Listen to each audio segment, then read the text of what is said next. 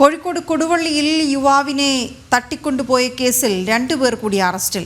കൊണ്ടോട്ടി സ്വദേശികളാണ് പിടിയിലായത്. പ്രതികൾക്കായി പോലീസ് കഴിഞ്ഞ ദിവസം ലുക്കൌട്ട് നോട്ടീസ് പുറത്തുവിട്ടിരുന്നു.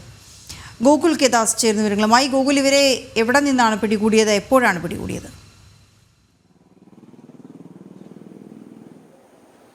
കഴിഞ്ഞ ദിവസം രാത്രിയാണ് ഈ പ്രതികളായ 2 പേരെ പിടികൂടിയിട്ടുള്ളത്. ഈ സംഭവത്തിൽ ഇതോടെ അറസ്റ്റിലായ ആളുകളുടെ എണ്ണം 3 പേരായി. കൊണ്ടോട്ടി സ്വദേശികളായിട്ടുള്ള റിസ്വാൻ, അനസ് എന്നിവരെയാണ് പോലീസ് പിടികൂടിയിട്ടുള്ളത്. ഇവരാണ് ഈ തട്ടിക്കൊണ്ടുപോയ സംഘത്തിന് ഈ അനൂസിനെ തട്ടിക്കൊണ്ടുപോകുവാൻ വാഹനം വാടകയ്ക്ക് എടുത്തു കൊടുത്തത് എന്നാണ് പോലീസ് പറയുന്നത്.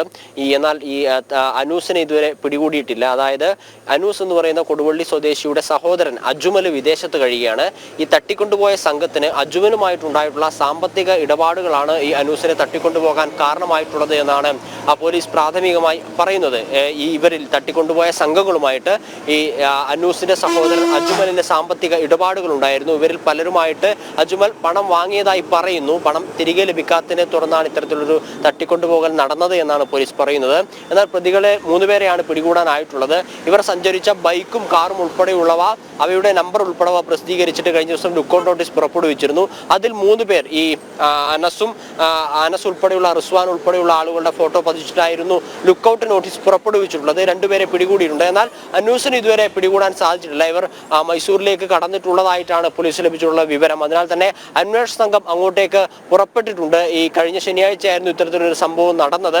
ഈ അനൂസിനെ പിടികൂടാൻ സാധിക്കാത്തതിൽ കുടുംബാംഗങ്ങൾ എന്തായാലും കണ്ടെത്താൻ സാധിക്കാത്തതിൽ കുടുംബാംഗങ്ങൾ എന്തായാലും അസ്വസ്ഥരാണ്. പോലീസ് ശനിയാഴ്ചയ്ക്ക് ശേഷം 3 ദിവസത്തിന് ശേഷമായിട്ടും ഇതുവരെ പിടികൂടാൻ സാധിച്ചിട്ടില്ല. CCTV ഒക്കെ കേന്ദ്രീകരിച്ചിട്ടാണ് അന്വേഷണം നടക്കുന്നത്. എന്നാലും 3 പേരെ പിടികൂടാൻ സാധിച്ചിട്ടുണ്ട്. ഈ വാഹനം എടുത്തു കൊടുത്ത ആളുകളെ ഇപ്പോൾ പോലീസ് കസ്റ്റഡിയിൽ കിട്ടിയത്.